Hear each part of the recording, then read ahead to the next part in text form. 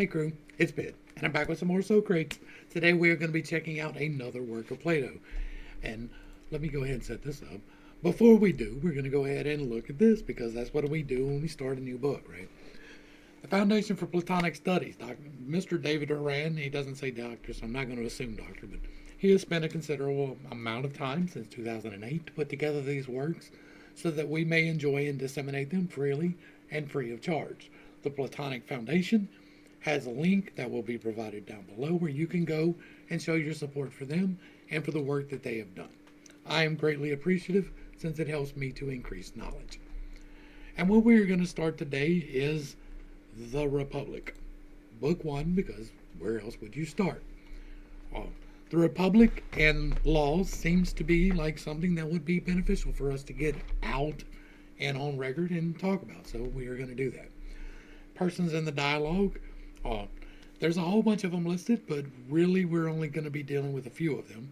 Socrates, of course, and Glaucon, which is his brother, who also has established himself as a hero in the Peloponnesian War and is the bottom for a relationship with Proteus. And in case you're unaware, that is the less dominant of a homosexual male pair. Adeimantus, I didn't get him, but Polemarchus is a philosopher who is going to be significant in this. Cephalus is Polemarchus' dad, who is also significant in this. And Thrasymachus is a sophist who was popular in the time. I think that is the main players, although others are listed. To the text.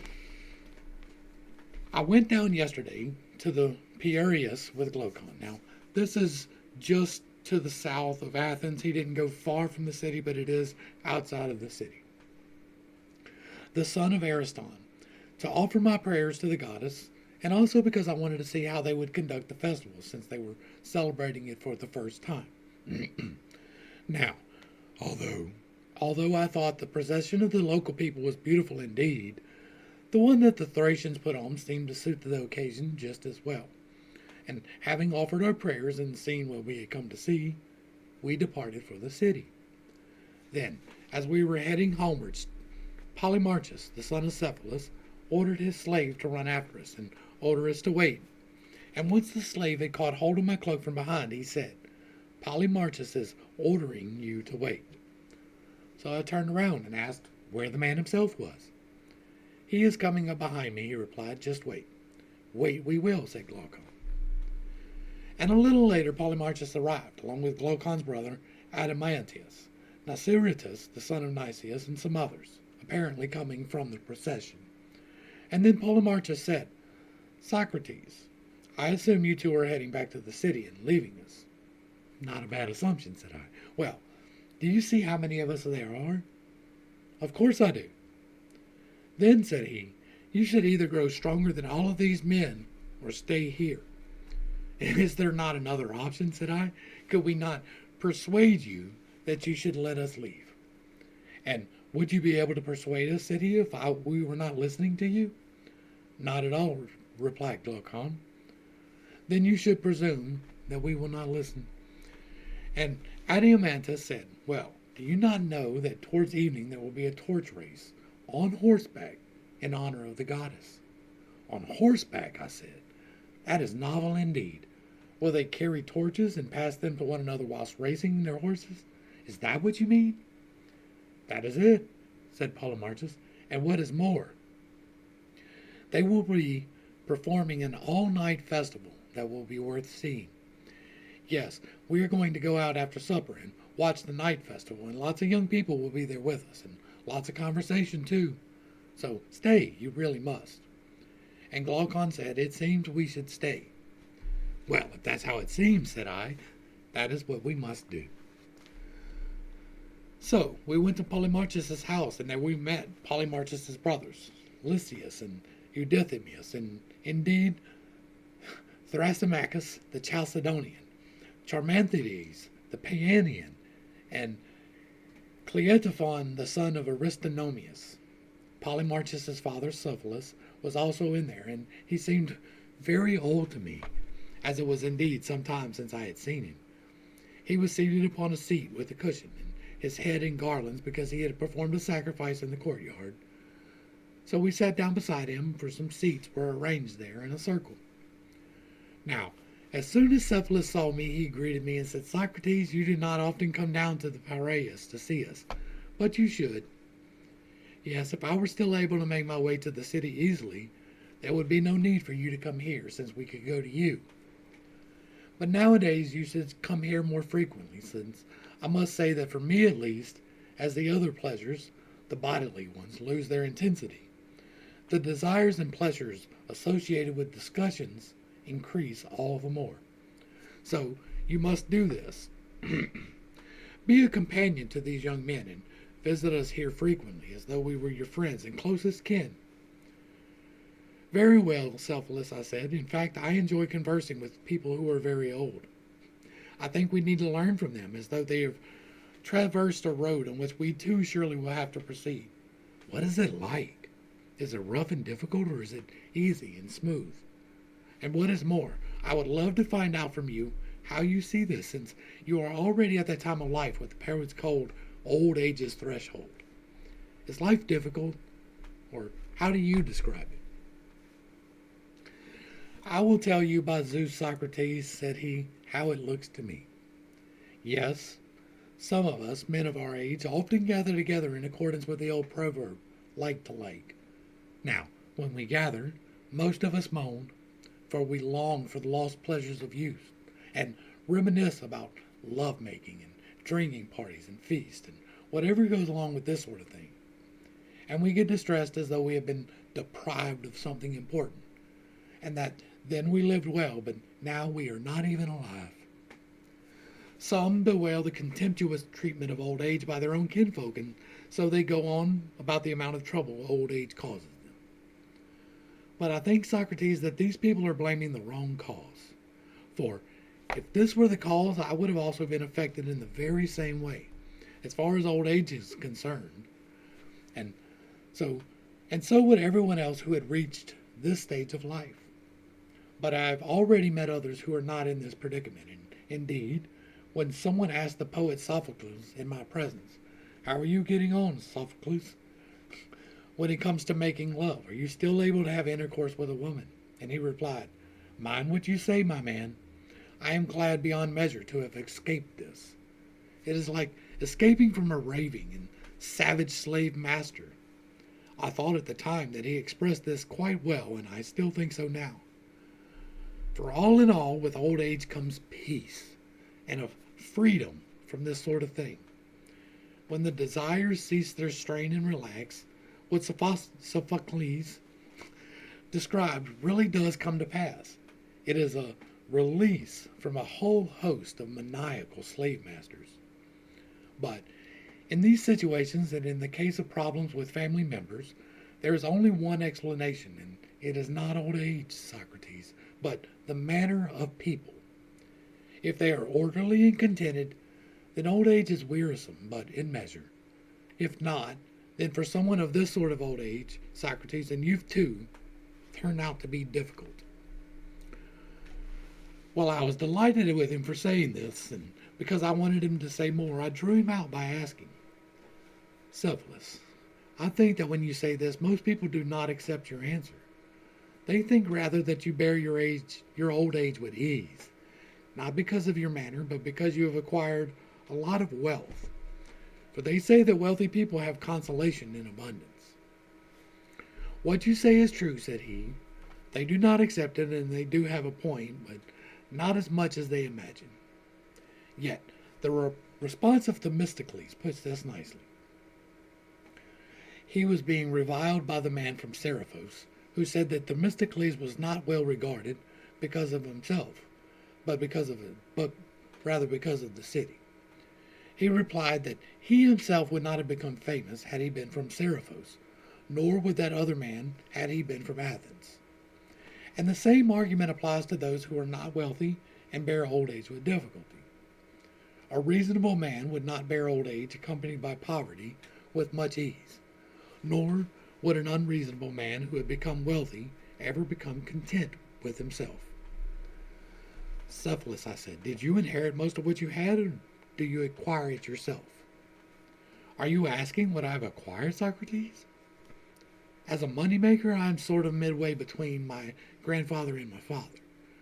For my grandfather, whose name I bear, having inherited about as much wealth as I have now acquired, made many times as much of this again. Then my own father, Lysanias, reduced the wealth below its present value. While I would be pleased if I could leave just as much as I inherited to these lads, and a little more besides. The reason I ask, said I, is because you do not seem to be extremely fond of money, and this is in general the case for those who have not acquired the money themselves, while those who have acquired it are twice as attached to it as anyone else. Indeed, just as the poets are fond of their own poets, fathers of their sons, those who make money are serious about money in the same way, seeing it as a production of their own, and also, like everyone else, because of its usefulness. So they are difficult people to be with, since they are not prepared to speak positively of anything except wealth. That is true even today, right? There are some people who cannot speak a positive thing about anyone unless they are making money, unless they are acquiring the gold and the things of mammon. Some people will completely dismiss you. If you are living in poverty, you are not worthy of their time. And if you don't want the wealth, you are also not worthy of their time. Generally speaking, those people are not good to be around for anyone, especially themselves. That is true, he said. It certainly is, said I, but tell me something else. What do you think is the greatest good you have enjoyed from the acquisition of so much wealth? What I say, he replied, would probably not persuade many people. For mark my words, Socrates, said he, once someone begins to think he is about to die, fears and concerns occur to him about issues that had not occurred to him previously. For the stories told about people in Hades, that someone who has acted unjustly while here must pay a penalty when he arrives there, stories that were laughable before then, torment his soul at that stage, for fear they might be true. And he himself, either on account of weakness born of old age, or because of being, in a sense, already closer to whatever is there, has a better view of this. And so he becomes full of foreboding and fear. And he then starts thinking about this and considering whether he has done any injustice to anyone. Someone who discovered that he himself has done a lot of injustice during his life often awakes from sleep terrified like a child, and he lives his life in anticipation of evil. While to someone who is aware of him in himself of nothing unjust, a pleasant good anticipation is ever pleasant. A nurse in his old age, as Pindar says. Yes, Socrates, the poet expresses this in a delightful manner, explaining that for someone who has spent his life in justice and holiness, sweet anticipation accompanies him, fostering his heart, a nurse in his old age, chief ruler of mortal thought, with its many twists and turns. He puts it so well, truly wonderful.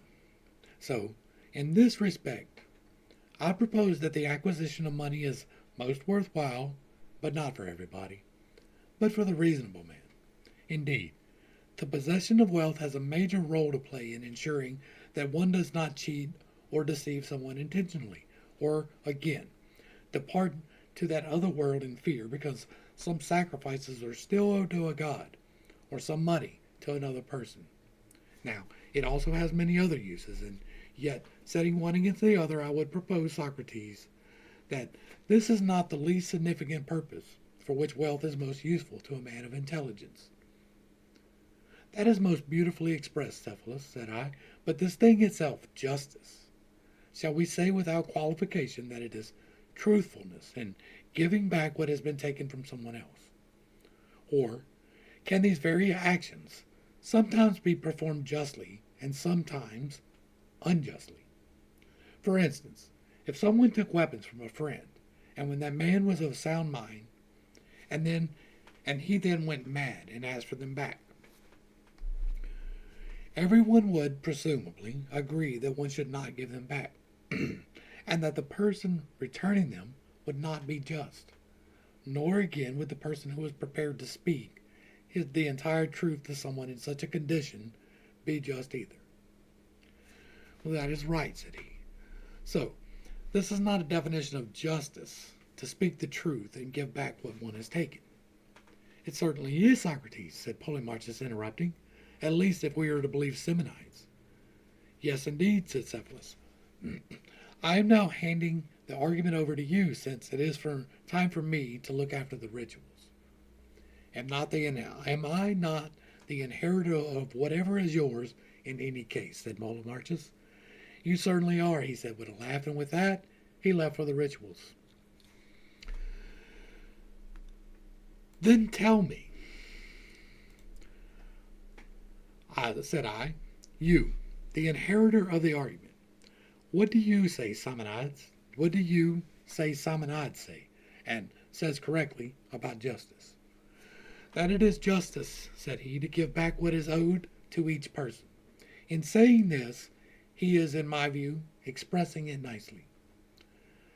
Well, said I, it certainly is not easy to disbelieve Simonides, for he is a wise and divine man. But, although you will probably appreciate what precisely he is saying, Polemarchus, I do not understand it.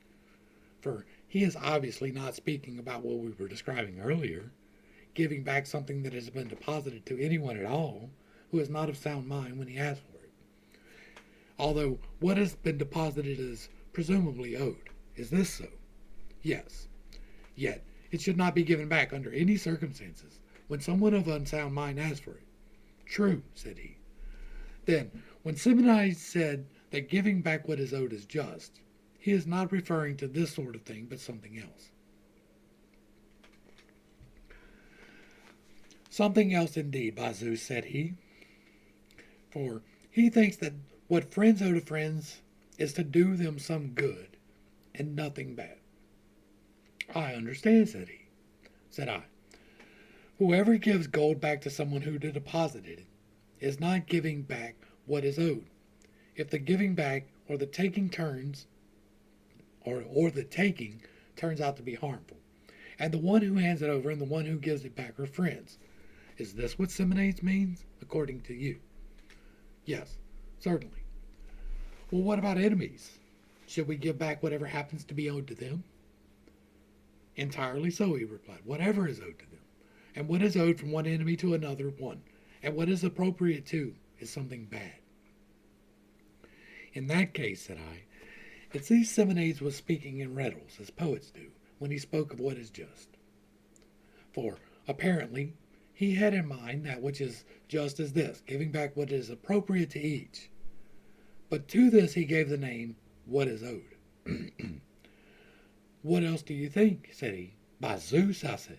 If someone had asked him, Simonides, the skill called medicine is one that gives back. But what is owed and appropriate? And to what does it give us?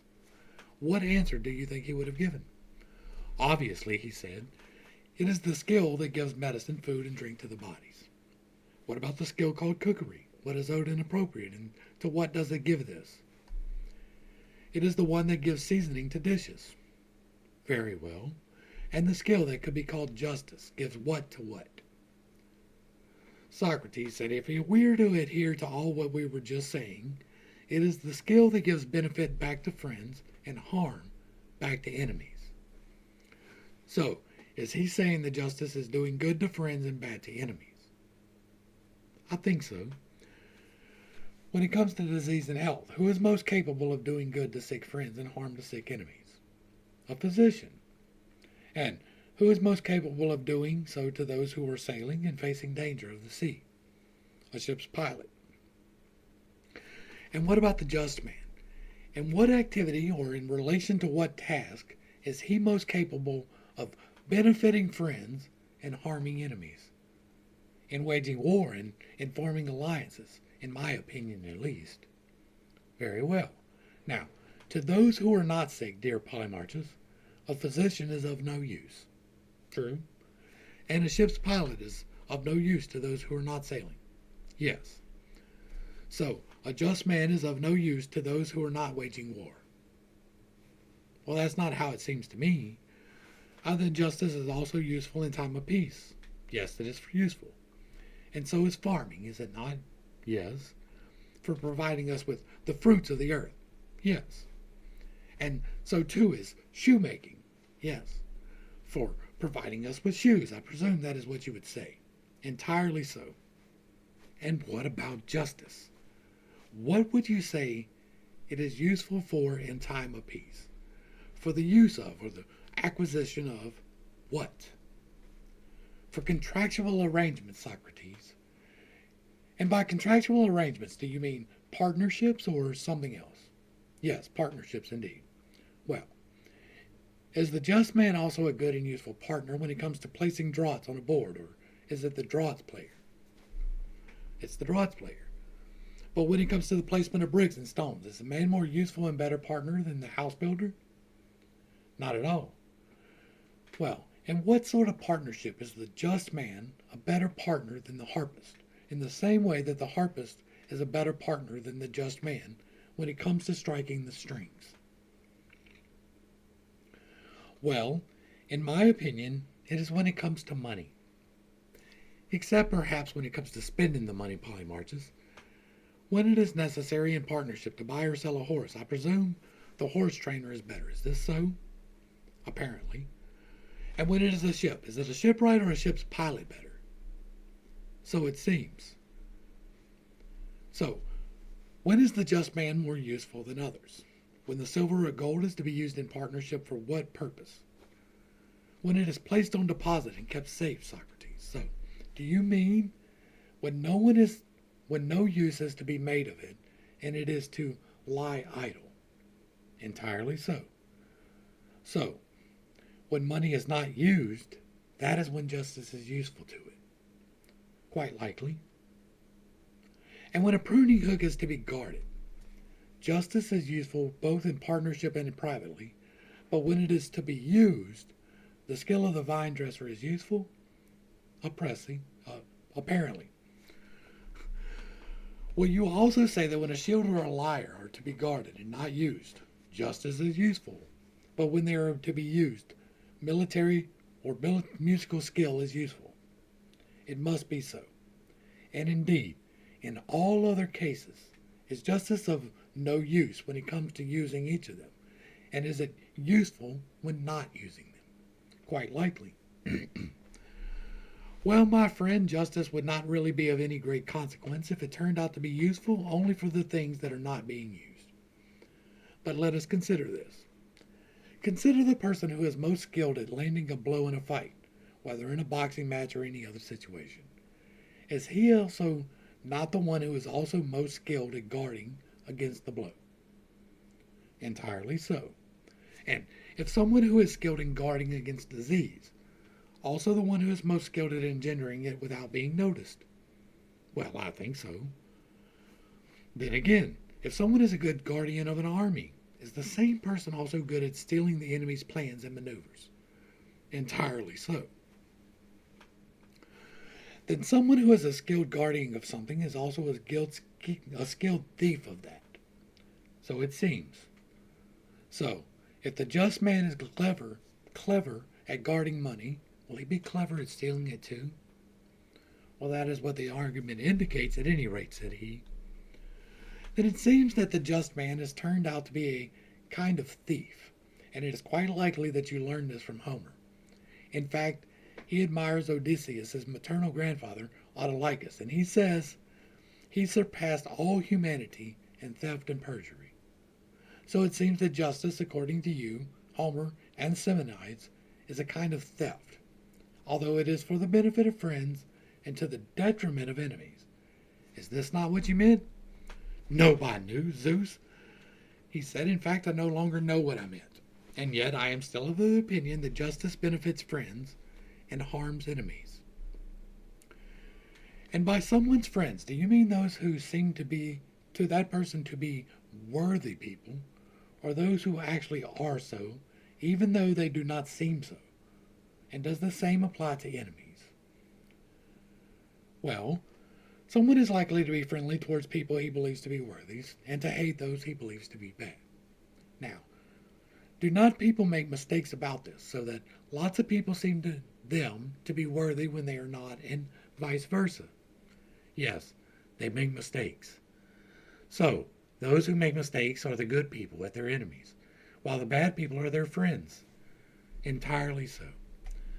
But in that case, it is just, nevertheless, for them to benefit the bad people, and to harm the good people. Apparently so. And yet, those who are good at any rate are just, and are not the sort of people to act unjustly. True. Then according to your argument, it is just to act badly towards those who do no injustice. Not at all, Socrates, said he. Indeed, the argument seems to be a bad one. In that case, said I, is it just to harm those who are unjust and to benefit those who are just? This sounds better than that other conclusion. So, Polemarchus, in the many cases where people make mistakes about their fellow men, it will turn out that it is just to harm their friends, for they have bad friends, and on the other hand, to benefit their enemies, for their enemies are good. And so, we shall be saying the exact opposite of what we said Simonides was saying. Very much so, said he. This is how it turns out. But let us make a change, since that is quite likely that we have not defined friend and enemy correctly. In what way, Polemarchus? In saying that someone who seems worthy is a friend. And how should we change this now, I asked. Someone who seems to be and actually is worthy is a friend, but someone who seems to be worthy but is not so seems to be a friend but is not a friend. And we should make the same proposal in relation to an enemy. Then by this argument, the good person will be a friend and the bad person an enemy. Yes. Are you asking us to make an addition to your account of what is just? At first, we said it was just to do good to a friend and a bad to an enemy, but you are now asking us to add to this and say that it is just to do good to a friend who is good and harm to an enemy that is bad. Yes, certainly I would think that would be a very nice way to express it. Now, said I, is it befitting a just man to harm any person at all? Yes, certainly, said he. He should harm those who are bad and who are enemies too. But when horses are harmed, do they become better or worse? Worse. And is this in relation to the excellence that belongs to dogs or to horses? In relation to excellence that belongs to horses. And when dogs too are harmed, do they not become worse? In the excellence that belongs to dogs, and not in the excellence that belongs to horses. Necessarily. And accordingly, my friend, shall we not say that when human beings are harmed, they become worse in terms of human excellence? Yes, certainly. And justice. Is it not human excellence? This, too, is necessarily so. And in that case, human beings who are harmed necessarily become more unjust. So it seems. Now, are musicians able to make people unmusical by their musicianship? Impossible. Is it possible for horsemen to turn people into non-horsemen by their horsemanship? It is not. Well then, can the just men make people unjust by means of their injustice? Or, in short, can good people make people bad by means of their excellence? No, that is impossible.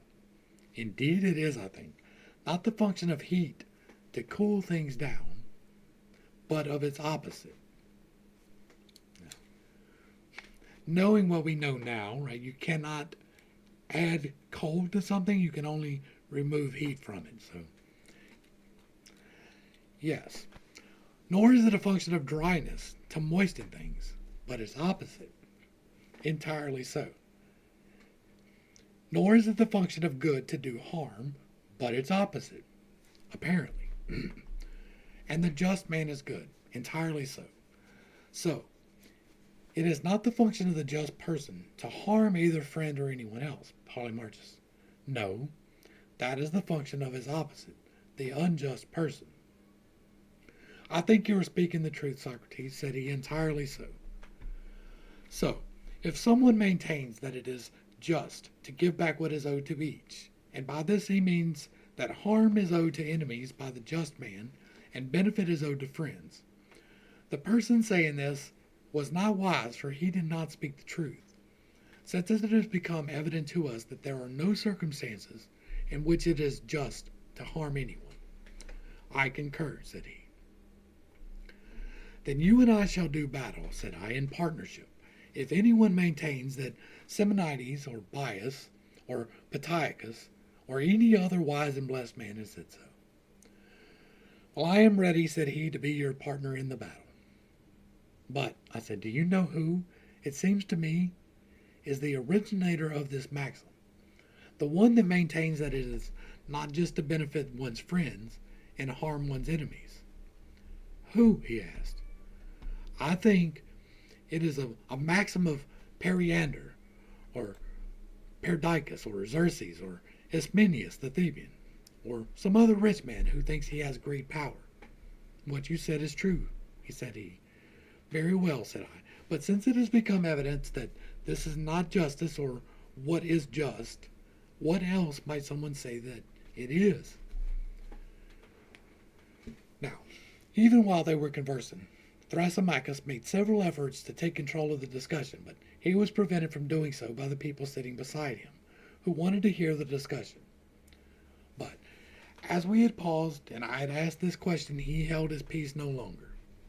Gathering himself up like a wild beast, he came at us as though to tear us to pieces.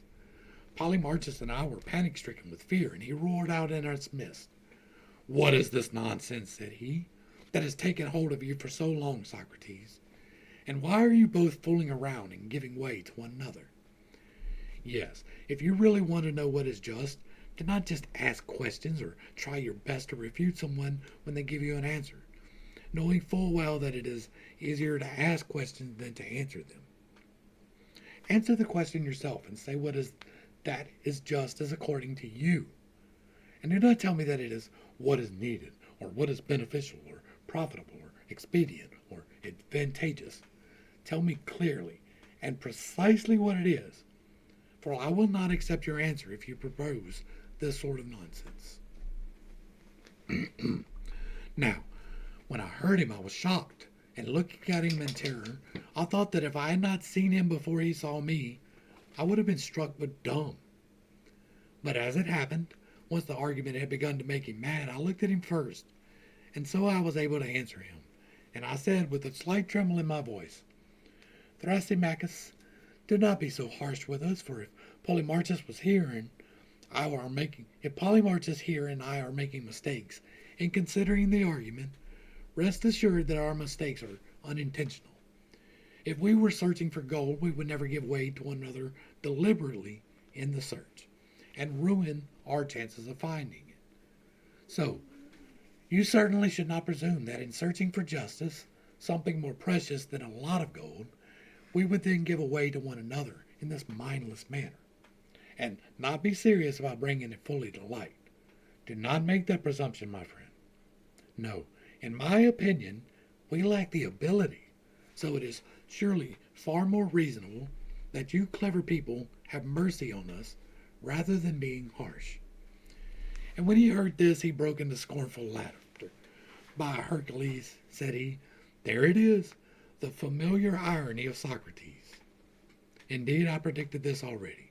Yes, I told these people that you would not be willing to answer questions, and would speak ironically, or do anything rather than answer the questions someone answer you. You are indeed wise, Thrasymachus, said I.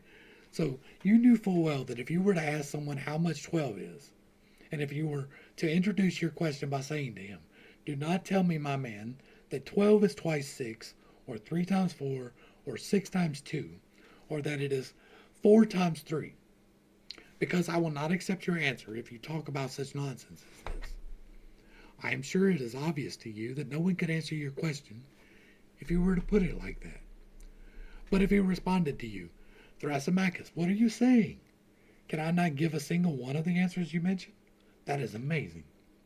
Even if one of them happens to be the answer, should I say something other than what is true? Or, what do you mean? What could you say to him in reply?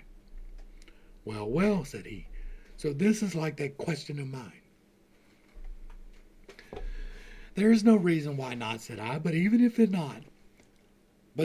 is not like that, but it seems like that to the person you are questioning, do you not think he is likely nonetheless to answer based on how it appears to him, whether we are prohibiting these responses or whether we are not? Is that what you are going to do now? He said. Will you give one of those answers that I prohibited? I would not be surprised, said I, if that is how it seemed to me once I had considered the matter. And what if I should present a different answer about justice besides these, and better than all of them? What fate would you deserve? The fate that is appropriate to someone who does not know, said I. There is no alternative. And presumably, it is appropriate that he learn from someone who knows. So, this is the fate I deserve to suffer. How sweet you are, said he, but as well as learning, you should also pay a fee. Yeah, when I have the money, said I. You have it, said Glaucon. If money is an issue to speak on, Thrasymachus, since we will all pay for Socrates. Yes, I am quite sure you will, said he, so that Socrates may arrange things as usual. He does not answer questions himself, and when someone else answers, he may take hold of an argument and refute it. Best of men, said I, how could someone give answers when in the first place he does not know, or does he claim to know? And secondly, even if he does have some thoughts on the matter, is he prohibited from saying what he believes by a man of no mean status? No, it is more reasonable that you speak, since you actually claim to know, and to be able to express what you know. So, you must really do this. Gratify me by answering the question. Do not hold back, and instruct Glaucon here, and the others too. Once I had said all this, Glaucon and the others implored him to do what I had asked him to do, and Thrasymachus was obviously eager to speak in order to impress people, since he had had a really good answer. But he pretended to be keen that I be the one to answer the question, and he finally gave his assent, and then he said, There is the wisdom of Socrates. Although he himself does not want to teach, he goes about learning from others, and he does not even thank them. What you are saying is true, Thrasymachus, said I. I do learn from others. But when you say I do not give thanks, that is not true, for I give as much as I am able to give. But since I do not have money, I am only able to give praise.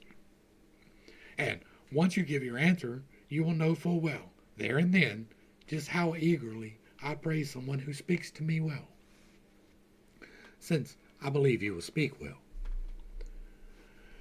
Then listen, said he. Indeed, I maintain that what is just is nothing else but the advantage of the stronger. Well, why do you not praise me? You just do not want to. I should understand what you're saying first, said I. At the moment, I still do not know what you mean.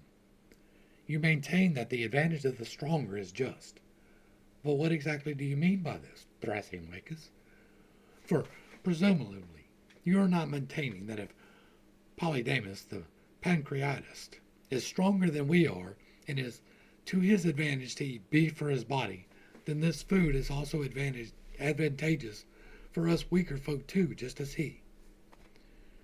You are loathsome indeed, Socrates, said he, and you are interpreting the argument in a sense that does the most damage. Not at all, best of men. Just explain what you mean, with greater clarity. Do you not know that some cities are governed as tyrannies, and some as democracies, and others as aristocracies? Of course. And whatever rules in each city exercises power. Entirely so. And each ruling group institutes the laws to its own advantage. Democratic laws in the case of a democracy, and tyrannical laws in the case of a tyranny, and so on. Having instituted them, they then proclaim that this, what is advantageous to themselves, is just for those over whom they rule, and so they punish those who go against this, as lawbreakers who are acting unjustly.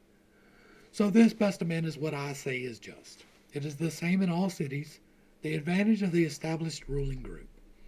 This presumably holds power, and it follows, if one reasons correctly, that what is just is the same everywhere, the advantage of the stronger. So I now understand what you were saying, said I, and I shall attempt to understand whether it is true or not.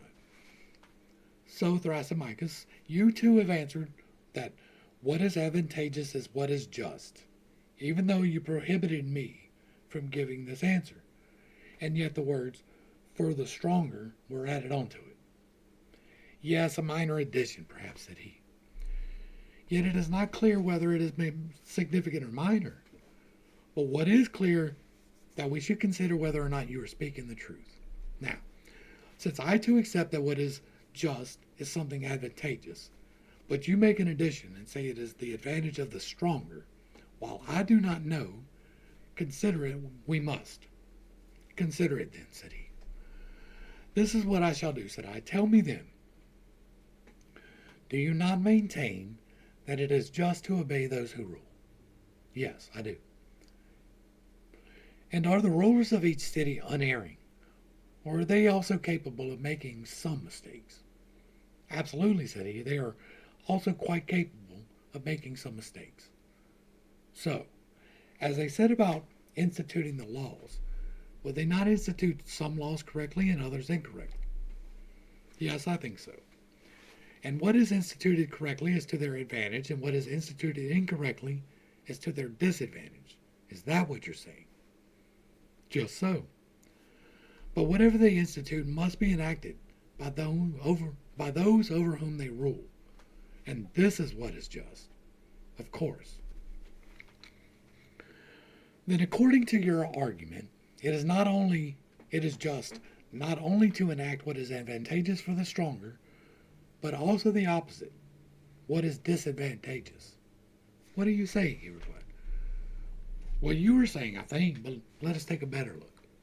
Hasn't it been agreed that when the rulers are directing their subjects to enact something, they sometimes make mistakes about what is best for themselves? Yet, it is just for the subjects to enact whatever the rulers order. Has this not been agreed? Yes, I think so, said he. Then you must suppose, I said, that you also accept that it is just to do what is disadvantageous to those who rule and are stronger. Whatever the rulers unintentionally direct, whenever the rulers unintentionally direct what is bad for themselves, since you maintain that it is just for the others to enact what the rulers have directed. So, in that case, wisest Thrasymachus, does it not necessarily follow that it is just to do the very opposite of what you were saying? For the weaker have surely been directed to enact what is disadvantageous to the stronger. Yes, by Zeus, Socrates, said Polemarchus, nothing could be clearer. Yes, if you were to be his witness, said Cleitophon, interrupting. Why is there a need of a witness, said he. Indeed, Thrasymachus himself accepts that although the rulers sometimes direct what is bad for themselves, it is still just for the others to enact this. Because Polemarchus Thrasymachus posited that to enact the orders of the rulers is just.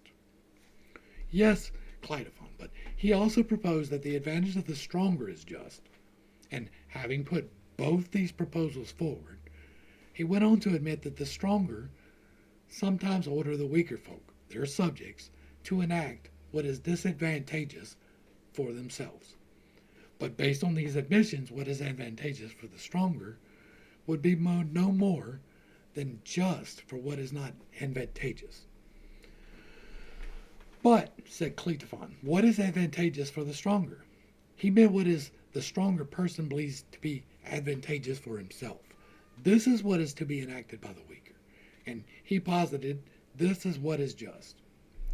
But that is not what he said Polemarchus. That makes no difference, Polemarchus, said I. Rather, if Thrasymachus now means it in this way, let us accept it from him in this way.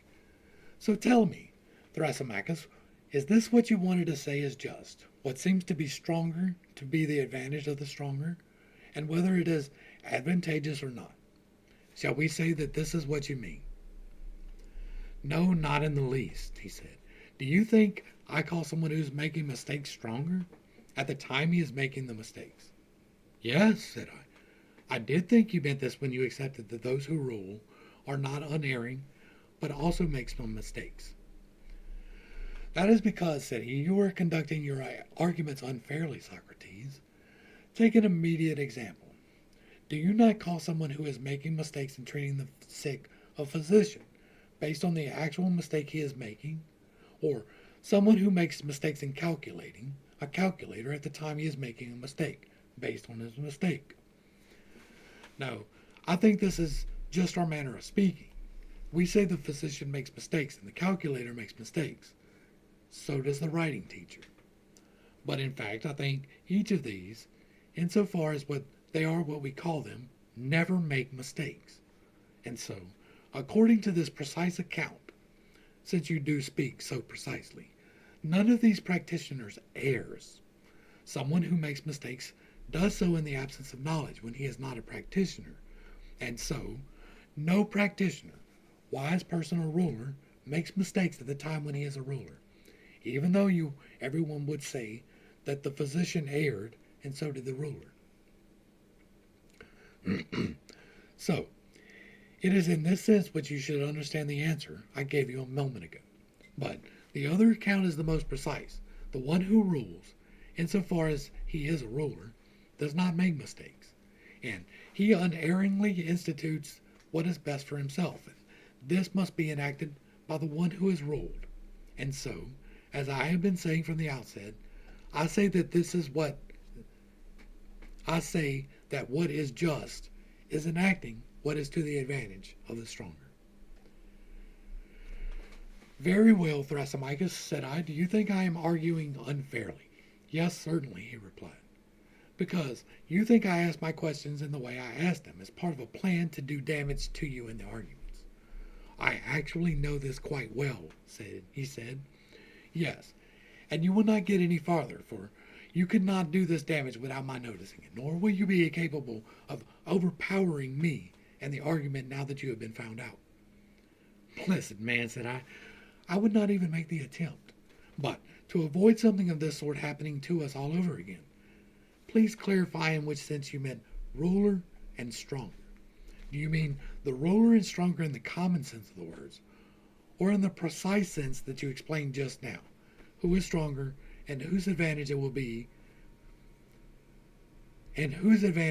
just for the weaker to enact? The one who is a ruler in the most precise sense of the word, said he. So, do damage to that and be unfair if you can. I am asking you for no concessions, but you won't be able to. Do you think, said I, that I would be so insane as to attempt to shave the line by being unfair to Thrasymachus? Well, you made the attempt just now, he said, and you came to naught in that case too. Enough of this sort of thing, said I. Tell me, the physician, in the precise sense you explained earlier, is he a money maker or someone who treats the sick? And you should speak of someone who really is a physician. He is someone who treats the sick, he replied. What about a steersman? Is he someone who is a steersman in the correct sense, a sailor, or someone who is in charge of sailors? Someone who is in charge of sailors. We need not, I believe, take account of the fact that he sails in a ship, nor is he to be called a sailor for that reason, for he is not called a steersman based on his sailing, but based on his skill and the fact that he is in charge of the sailors. True, he said. Is there not some advantage that belongs to each of these? Absolutely. And is it not the skill naturally directed to this? I said, to seeking out and furnishing what is advantageous to each. It is directed to this, said he. Now, In each of the skills, too, is there any advantage apart from being as perfect as possible? In what sense are you asking the question? If I were, it is as if you were to ask me, said I, whether it is sufficient that our body be a body, or is it in need of something else besides? I would reply that it does need something else, entirely so, and that is why the skill of medicine has now been invented, because our body is deficient, and it is not sufficient that it be like this. So this skill has been provided in order to furnish what is advantageous to this body. Do you think, said I, that I would have answered correctly or incorrectly had I said this? Correct. What about this? Is medicine self-deficient, or is there any other skill that needs some additional excellence in the ways that eyes need sight and ears need hearing? And is there for this reason a need for some skill set over them that considers what advantageous in this respect and provides it? So too, is there any deficiency in the skill itself? And does each skill need another skill that would consider what's advantageous to it? Or does the one that's considering this need another skill of this sort? In turn, is this an unending process? Or will the skill consider what is advantageous to itself? Or does it need neither itself nor another skill to consider what is advantageous in relation to its own deficiency? Because there is no deficiency or error present in any skill, nor is it the function of a skill to seek what is advantageous for anything apart from the object of that skill. And it is unblemished and pure, because it is right, as long as each skill is precisely and wholly what it is. And considering that precise formulation, is this how matters stand or not? So it appears, he said. So said I. The medicine does not consider what is advantageous to medicine, but to the body. Yes, said he. Nor does horsemanship consider what is advantageous to horsemanship, but to horses. Nor does any other skill consider what is advantageous to itself, since it has no additional need. It considers what is advantageous to the object of that skill. It appears so, he replied. That was the wrong button. It appears so, he replied. But of course, Thrasymachus, the skills roll over and dominate the objects of those skills, and he agreed to this, but with great reluctance. So, no knowledge at all considers or commands what is to the advantage of the stronger, but what is to the advantage of the weaker, and of whatever is ruled by the knowledge itself. In the end, he accepted this too, although he did not attempt to resist it. And once he had agreed, I said, so, is it not the case that no physician, insofar as he is a physician, considers or commands what is advantageous to the physician rather than the sick person? For it has been agreed that the physician, in the precise sense, is someone who rules over bodies, but is not a moneymaker. Was that not what agreed? And he concurred. Is not the steersman, too, in the precise sense, also someone who rules over sailors, but is not a sailor? And he agreed. So a steersman and a ruler of this sort will not consider and command what is advantageous to the steersman, but to the sailor, the person whom he rules over. And he concurred reluctantly. In that case, Thrasymachus, said I, no one at all exercising any rulership, insofar as he is a ruler, considers or commands what is advantageous to himself, but to the one he rules over, for the sake of whom he himself exercises his skill. And with his gaze fixed upon that, and whatever is advantageous and appropriate to that, he says all that he says, and he does all that he does. Now, once we had reached this stage in the discussion, and it was apparent to everyone that his argument about what is just undergone a complete reversal, Thrasymachus, instead of responding, said, Tell me, Socrates, do you have a nurse? Why is this, said I. Should you not respond rather than asking a question like this? Because, said he, she overlooks your sniveling and does not wipe your nose, though you need it. In any case with her, you do not even distinguish between shepherds and sheep. Why exactly are you saying this? Because you think the shepherds in the neat herds consider the good of the sheep and the oxen, and fatten them and care for them with a view to something else besides the good of their masters and themselves.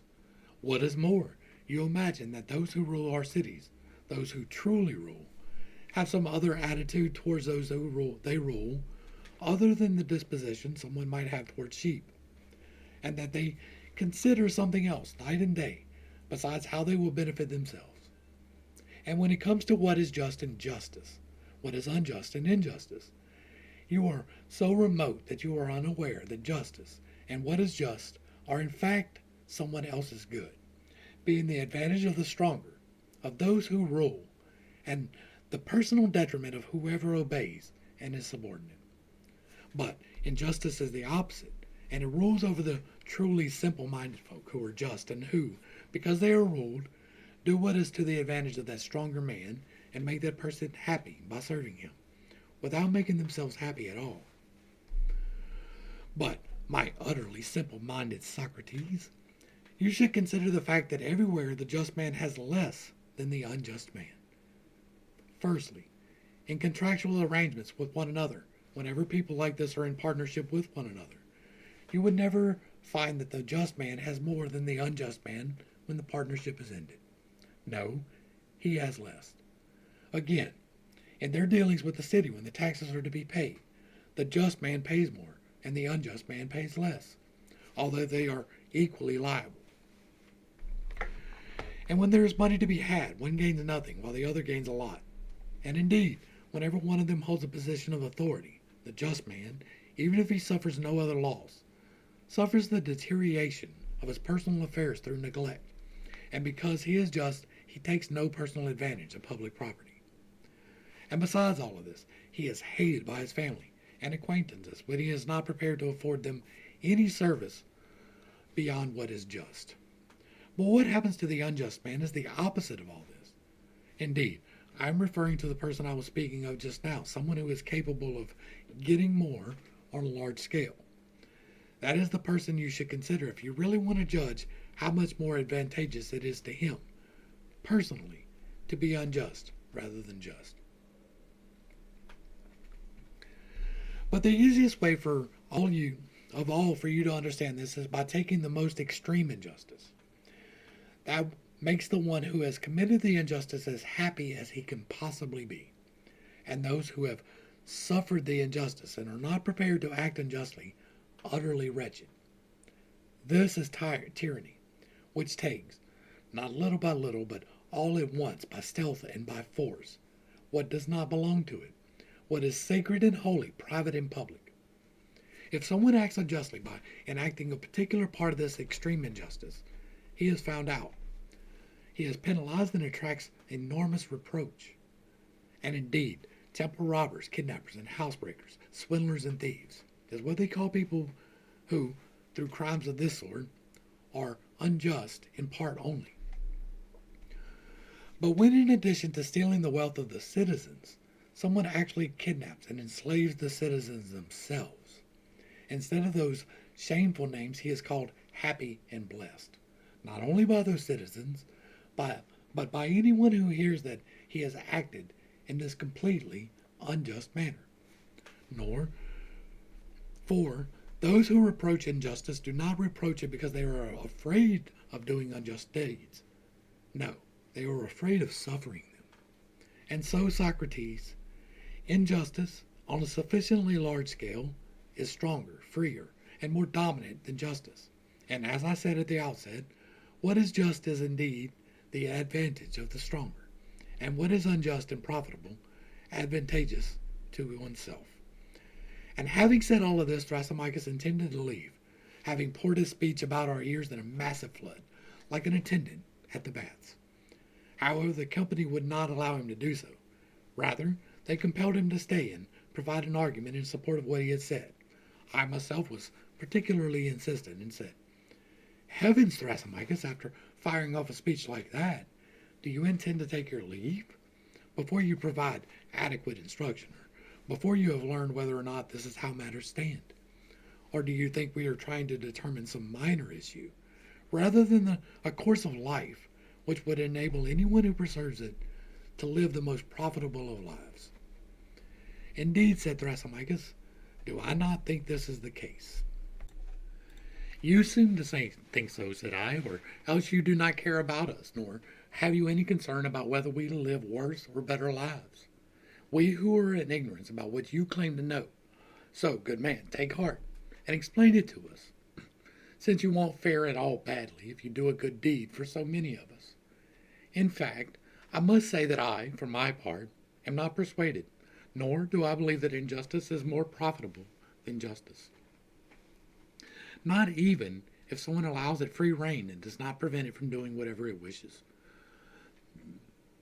No, my good man. Let a man be unjust and able to act unjustly, either by avoiding detection or by open force. Nevertheless, he does not persuade me that injustice is more profitable than justice. Now, there is probably someone else among us, and I am not alone, who is not convinced of this. So, do enough to persuade us, blessed man, that we are being ill-advised when we set justice above to injustice. But how am I going to persuade you, he asked. Indeed, if you are not persuaded of what I said just now, what more can I do for you, besides taking the argument and shoving it into your soul?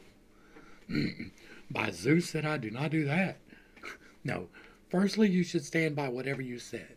Or, if you do change your position, do so openly, and do not try to deceive us.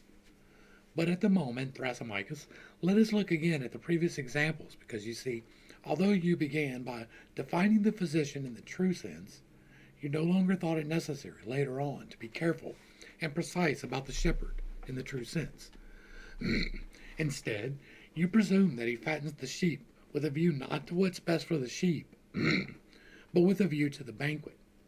And if he were a dinner guest about to have a feast, or again with a view to selling them, like a businessman rather than a shepherd. But the skill of shepherding surely does not care for anything else apart from what it has been put in charge of, and how to provide what's best to this. Since, as long as it does not fall short of being shepherding, whatever belongs to it has, of course, already been provided to a sufficient extent, so that it can be best. Accordingly, I think we need to accept at this stage that all rule, insofar as it is rule, does not consider what's best for anything except what it takes to rule over, and tends upon whether the rule is exercised in civic or in private matters. But do you think that those who exercise rule in our cities, those who rule in the true sense, do so of their own free will? By Zeus, I do not think it. I know it very well. But why, Thrasymachus, said I, are you not aware that in the case of the other rulers, no one is prepared of his own free will to exercise rule? Rather, they ask for payment because of any benefit accruing from the exercise of rule will accrue, not to themselves, but to those who are ruled. Now tell me this much. Do we not consistently say that each of the skills is different in virtue of having a different power? And, blessed man, do not give an answer that is contrary to your own opinion, so that we may make some progress. Yes, said he, they are different in virtue of this. And does not each of them provide some benefit of its own to us, a benefit that is not common to them at all? Medicine providing health, steersmanship providing safety in sea, and so on for the other skills. Entirely so. And does not wage earning provide a reward, since that is power? Or do you call medicine and steersmanship the same skill? Or, if you really want to make a precise distinction as you proposed, would you be any more inclined to refer to a steersman's skill as medicine, if someone acting as a steersman were to become healthy because of the advantages of a sea voyage? Of course not, he said. Nor, I believe, would you say this about a wage earning, if someone earning wages were to become healthy. Of course not. Well, what about this? Would you call medicine wage earning, if someone were to earn a wage whilst healing people? I would not. Well, did we not agree that the benefit of each skill is particular to that skill? I grant that, said he. Then whatever benefit all the practitioners obtain in common, they obviously obtain by their common recourse to something else that is the same. So it seems, says he, and yet we maintain that the benefit whereby the practitioners gain a reward comes to them from their recourse to the wage earning skill. He agreed reluctantly. So, it is not from his own skill that each practitioner has this benefit, whereby he obtains a reward. Rather, if we are to consider this precisely, medicine produces health, while wage earning produces a reward. And although house building produces a wage earning follows it and produces a reward. And the same goes for all the other skills. Each performs its own function and benefits whatever is set over. But if a reward were not to accompany the skill, is there any benefit to the practitioner? Apparently not, said he. In that case, when he works for nothing, does he not confer any benefit then? No, I think he does. Therefore, Thrasymachus, this much is obvious by now. No skill or rule furnishes what is beneficial to itself, but, as we have been saying for some time, it furnishes and commands what is beneficial to whatever it rules over. By considering what is to the advantage of the weaker, but not the stronger. And that is why, dear Thrasymachus, I was saying just now that no one is prepared to exercise rule and get involved in correcting the evil ways of others of his own free will. Instead, he asks for a reward, because whoever is to enact anything properly by means of a skill never enacts what is best for himself, nor commands it either, when his commands are based upon the skill. Rather, he enacts what is best for whoever is ruled. These are the reasons, it seems, why there needs to be a reward for those who are going to consent to exercise rule, either money, honor, or a penalty if they will not exercise rule. What do you mean by this, Socrates? Said Glaucon. The first two rewards I recognize, but I do not understand what penalty you are referring to, or how you include it among the rewards. Then said I, you do not understand the reward of the best people, on account of what the most suitable people exercise rule whenever they are willing to do so. Or do you not know that having a thirst for honor or for money is said to be, and is indeed, a reproach? I do, said he. Well, that is why the good people are not willing to rule, either for the sake of money or honor, for they do not wish to be called hirelings.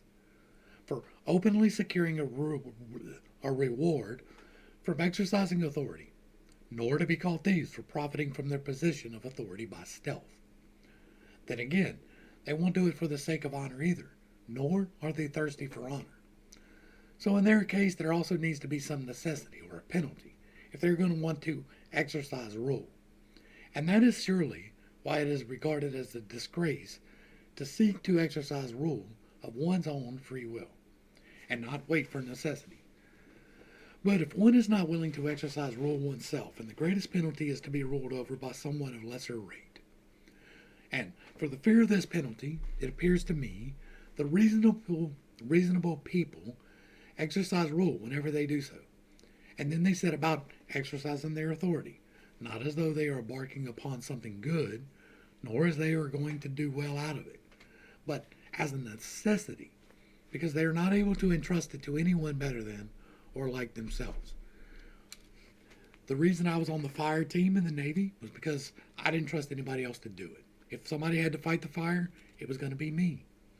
I take on the hardest job in whatever position I hold, because if somebody has to do the hardest job, it's going to be me.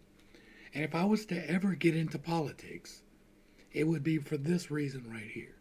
Because most people do it for monetary gain or for the clout and the status that comes with it. But if you've been on my channel at any point at all, you know I'm not here for the money. Like, money will come, and that's what they're saying here. Money will come, but money is not the reason I do this. I'm doing this particular part because I like to increase knowledge. And the more that you know things, the better that you can act. I do the Bible study because there have been a lot of things that have been told to us that aren't exactly correct, and they've held us back from a lot of things, and I want to see everybody succeed. And I do the reactions because I get to talk to people about how to help themselves in a very real way. Music brings out emotions in a way that me just talking to you can't do. And so when the music triggers the emotion and we talk about the emotion, I get to save lives. That has literally happened on my channel. I have literally, as far as they told me, been the reason somebody has not gone away.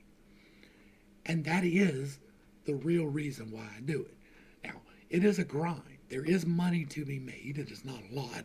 And it is well down the road before I start seeing it. I may very well be dead.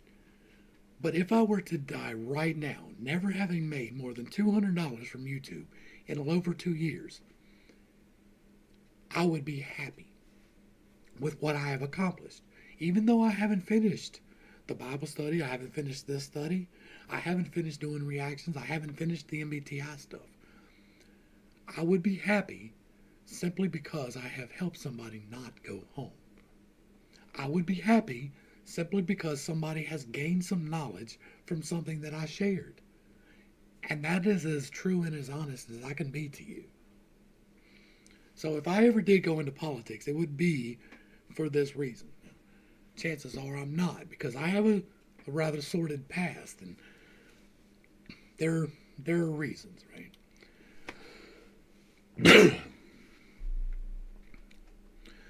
So, I do not agree with Thrasymachus at all. That what is just is the advantage of the stronger. Now, we should consider this again on another occasion, but what Thrasymachus is now saying seems much more significant to me, when he maintains that the life of the unjust person is superior to the life of the just. Well, Glaucon said, which do you choose? And which formulation seems truer to you? Well, I say the life of the person is more profitable. And did you hear how much good Thrasymachus ascribed a moment ago to the life of the unjust? I heard, said he, but I am not convinced. So, do you want us to persuade him that he is not speaking the truth? If we can somehow find a way to do so, how could I not want that? Well, if we argue against him, setting one speech against another, as to how much good there is in turn in being just, and he makes a reply and we make another speech, it will be necessary to count up the good points and measure how many of them each of us made. And at that stage, we shall need some judges to decide on the issue. But if we consider the matter as we did just now, by coming to agreement with one another, we ourselves shall be both judges and pleaders at the same time. Yes, certainly, said he. So, which approach do you like best? I asked. This one, he replied. Come on then, Thrasymachus, I said. Answer us from the beginning. Do you maintain that complete injustice is more profitable than justice, when it too is complete? I certainly do maintain this, said he, and I have explained the reasons why. Well then, tell me what you say about them in this respect. I presume you refer to one of them as an excellence and the other as a vice. Of course, justice being an excellence and injustice a vice? Well, that is likely, my sweet friend, since I also say that injustice is profitable, while justice is not. What are you saying then? The opposite, that justice is a vice?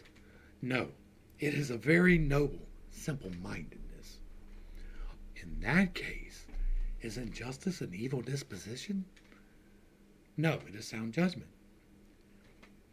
And do the unjust people seem to you, Thrasymachus, to be intelligent and good? Yes, yes. Those who are able to be completely unjust at any rate have the ability to bring cities and entire races of humans under their power. But perhaps you think I am speaking of pickpockets, said he, although this sort of thing is profitable too, as long as it goes undetected. Yet it is not worth mentioning compared to what I have just been speaking of. I am not unaware of the point you wish to make, but what surprised me was this. You placed injustice alongside excellence and wisdom, although you placed justice with their opposites. That is where I placed them, very much so. This is now a tougher challenge, my friend, and it is no longer easy to come up with a response. For if you had proposed that injustice is profitable, and yet accepted that it is an evil and a disgrace, as some others do, we would have had something to say by discussing it in conventional terms. But you are obviously going to say that it is noble and strong, and you will attribute it all the other qualities that we used to attribute to justice, even since you have even dared to place it alongside excellence and wisdom. Your prophecy could not be truer, said he. And yet, said I should not hold back from developing the argument, as long as I understand you to be saying what you are actually thinking. Indeed, Thrasymachus, I do not think you are joking at the moment. No, you are expressing your opinions as to what is true. What difference does it make to you, said he, whether this is my opinion or not? Why do you not just refute the argument? No reason, said I, but apart from all of this, please try to answer one further question. Do you think the person would want to get more than another just person? And do you think the just person would want to get more than another just person in any respect? Not at all, said he. Otherwise, he would not be the charming, simple-minded fellow he actually is. And what of the just action? No, not that either. And would he think he deserves to get more than the unjust person? And would he believe that this is just? Or would he not believe so? He would believe it, said he, and he would think he deserved it, but he would be unable to achieve it. But I'm not asking you that, said I, but whether the just man wants and thinks he deserves to get more than the unjust man, but not more than the just man. Yes, that is it, said he. And what about the unjust man? Does he think he deserves to get more than the just man? And more than the just action?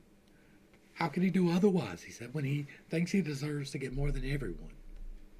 Will not the unjust also get more than the unjust person and the unjust action? And will he not strive in all things to get more for himself? That is it. Should we in fact put it like this? The just man does not get more than someone like himself, only someone unlike, while the unjust gets more than his like and his unlike. An excellent formulation, he said. And yet, the unjust person is intelligent and good, while the just person is neither? That too is a good way of putting it, he said. In that case, does not the unjust man resemble the intelligent and the good, while the just man does not? Yes, indeed, said he. How could this person fail to resemble the people like this? And how could the other fellow resemble them? Well said. So, each of them is this sort of person. They are each the sort of person they resemble. What else could they be? Very well, Thrasymachus. And do you say that one person is musical and another unmusical? I do. Which of them is intelligent and which is unintelligent? The musical person is presumably intelligent and the unmusical person unintelligent. Is he not good in matters wherein he is intelligent and bad in matters wherein he is unintelligent? Yes. What about the medical man? Is not the situation the same? It is. So, best of men, would it seem to you that any musical man, when tuning his lyre, would want to get more than another musical man in tightening or loosening the strings, or would you think that he deserves to get more? No, I do not think so. Would he want to get more than the unmusical man? Necessarily, he replied. What about the medical man? In prescribing food and drink, do you think he would want to get more than the medical man or the medical procedure? Of course not. But more than someone who is not a medical man. Yes. Well then, in the case of all knowledge and ignorance, consider this. Would anyone at all who is knowledgeable want to choose to do so, or say, more than any other knowledgeable person, rather than choosing the same as someone who is like himself, in the case of the same activity? Yes, said he, perhaps that is how matters must stand in this case. What about someone who is not knowledgeable? Would he not want to get more than both the knowledgeable person and the person who is not knowledgeable in like manner?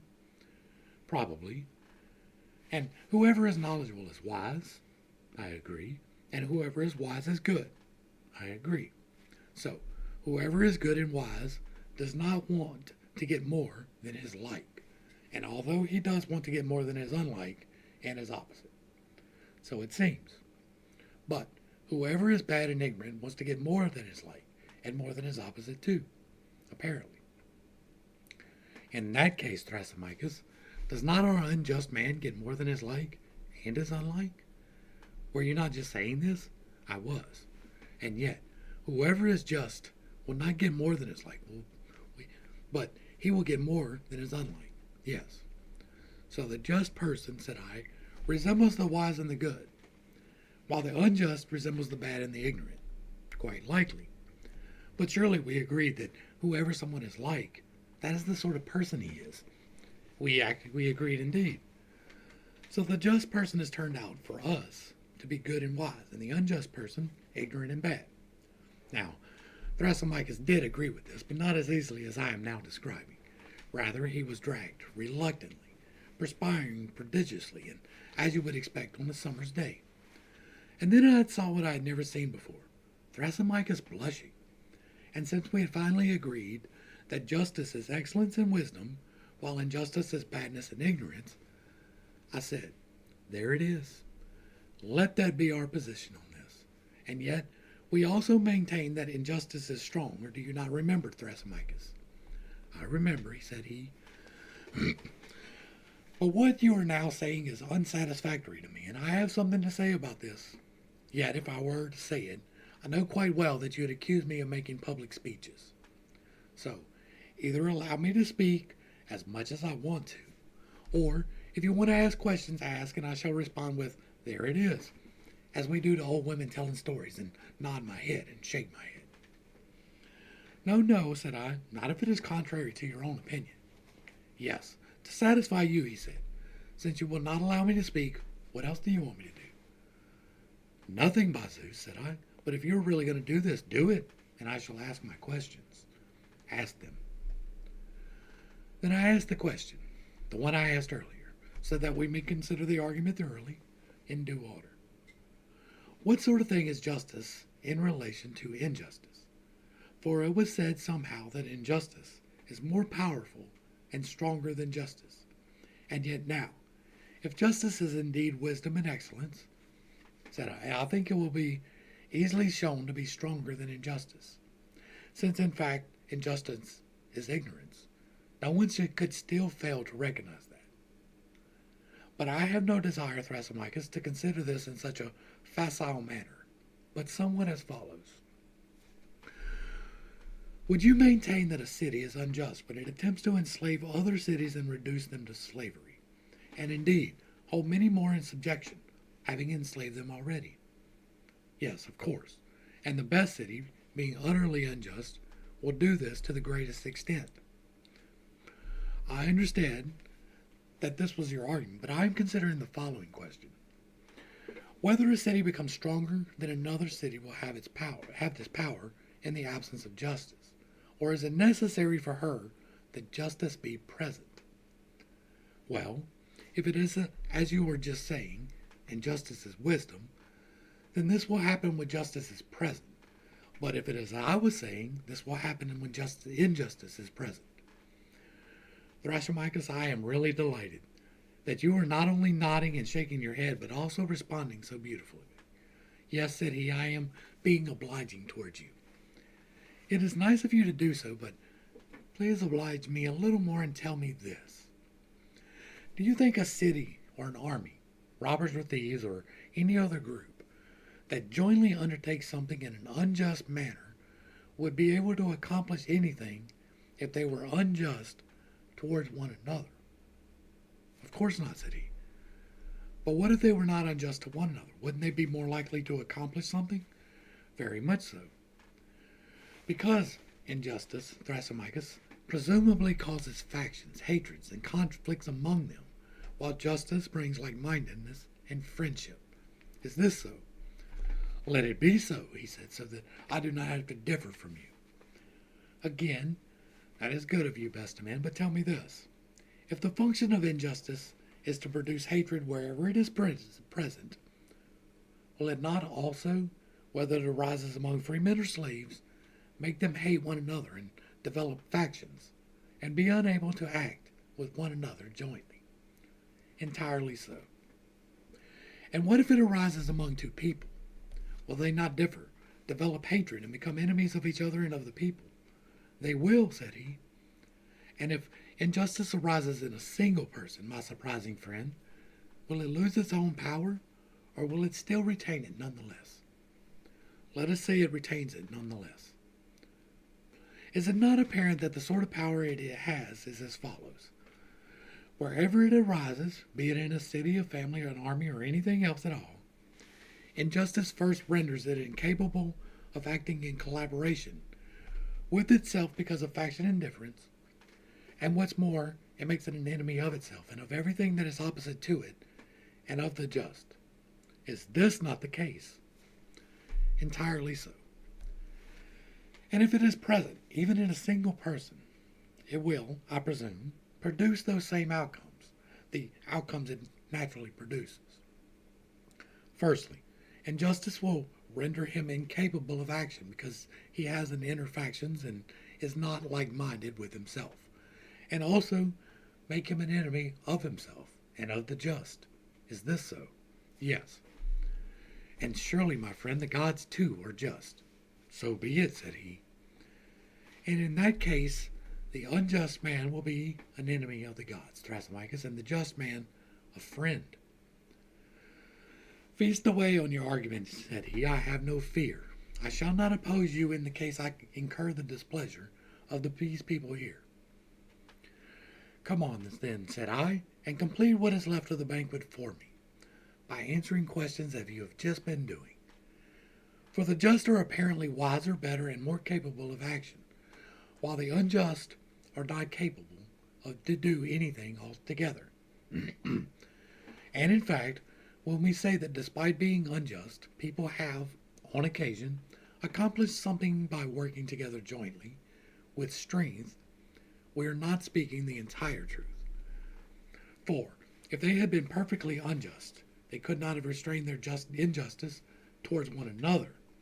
So it is clear that some justice was present in them, in which they prevented them from being unjust, both to one another and the people they were set against at the same time.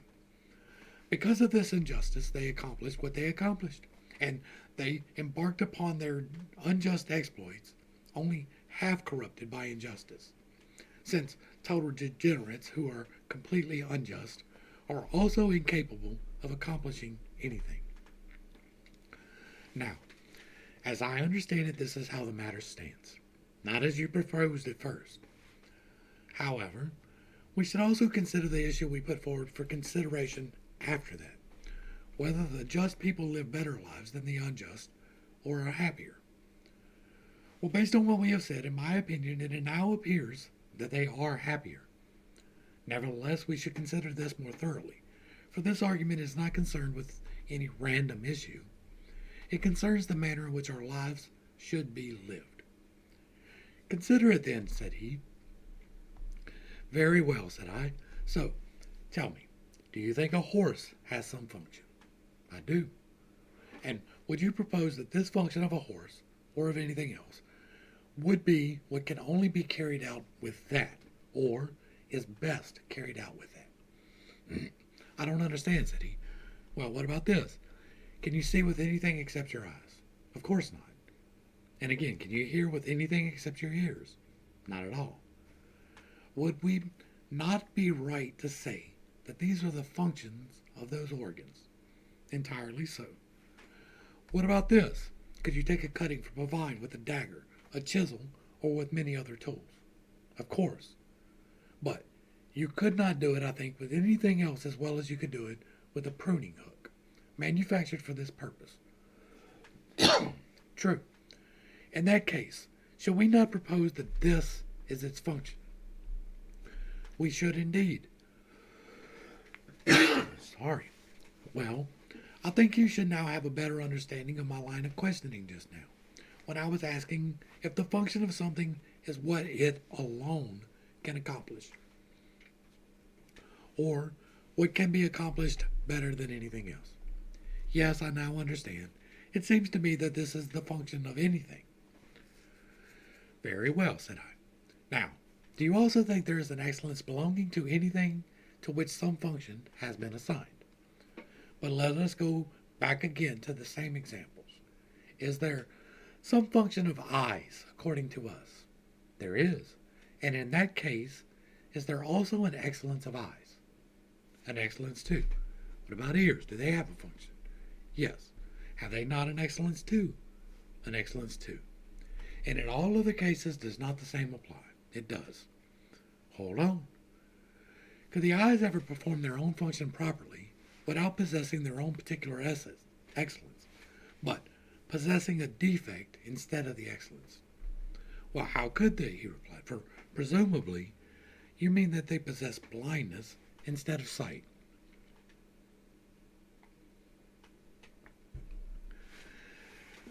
I am not yet asking what their excellence might be, but whether anything that exercises a function carries out its own function well by means of its own excellence, and badly by means of its defect.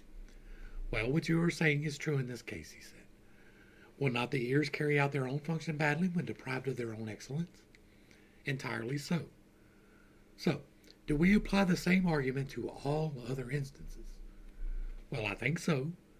Come on then, next consider the following. If there is some function of the soul that you cannot perform by means of anything else there is, for instance, caring, ruling and deliberating, and everything of that sort, is there anything else besides the soul to which we might properly attribute these? Could we maintain that they are not particular to soul?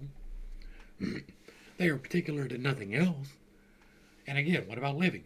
Shall we say that as a function of soul? More than anything, said he. Do we not also say that there is some excellence of a soul? We say so.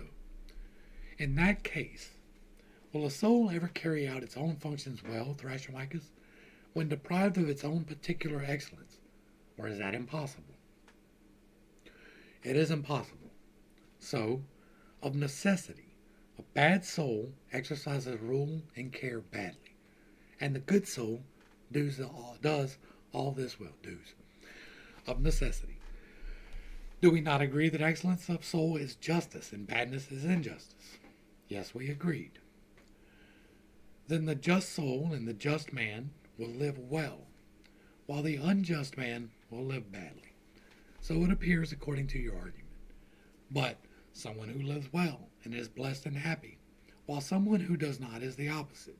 Of course, if that is the case, the just person is happy, while the unjust is wretched.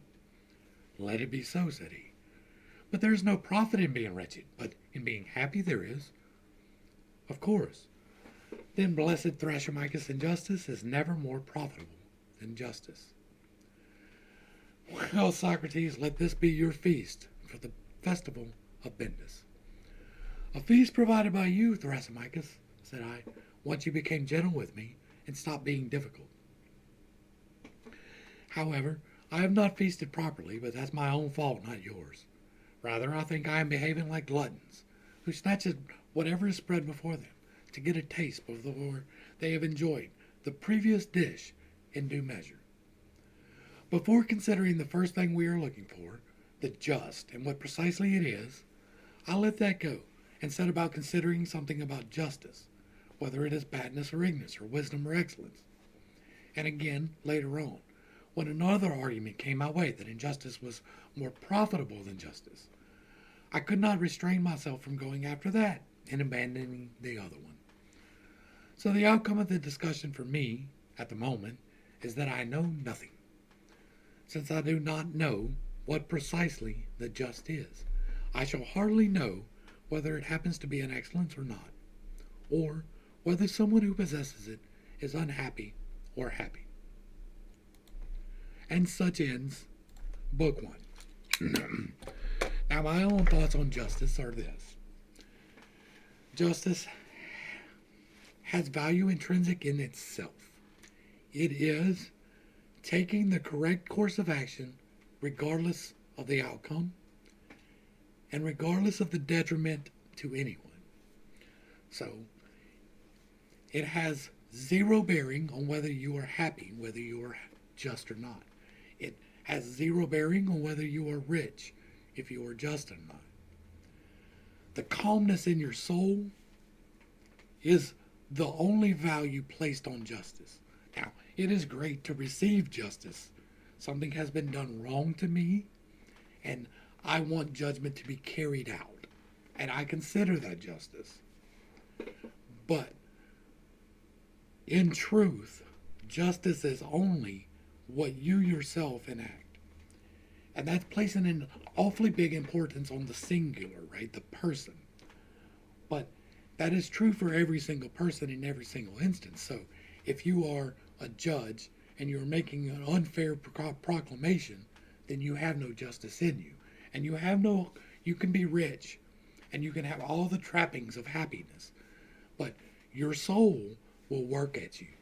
It will break you apart, and therefore you don't have the only value that justice brings.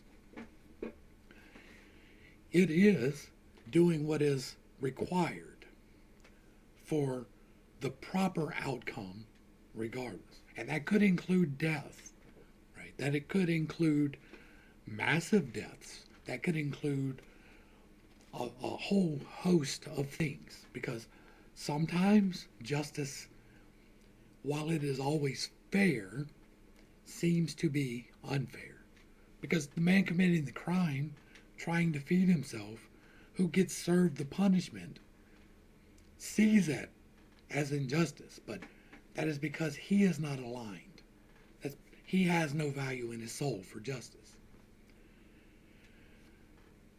That doesn't put me a whole lot ahead of any of these men from all this time ago, right? 3,000 years ago, they were debating these very same topics that we debate today. The governorship of peoples and whether any man is just. Hopefully I brought a little bit of enlightenment and not too much confusion to a somewhat difficult topic. I am merely trying to dispense wisdom wherever I may find it, right? There is wisdom in here if you seek it. There is answers, but you have to reach them yourself. You can't be given them. And that is really, it seems, to be the point of Plato's dialogues, to make you think about these things for yourself and decide for yourself exactly where you stand, because it is going to be extremely important very soon that you know exactly where you stand. Hopefully you do. To the crew, thanks for hanging out. I appreciate every single minute that you are here with me, and I am praying for you every single day. Until next time, I love you. God loves you. You are perfect, whole, and complete just the way that you are. And this has been Pitt State. Peace.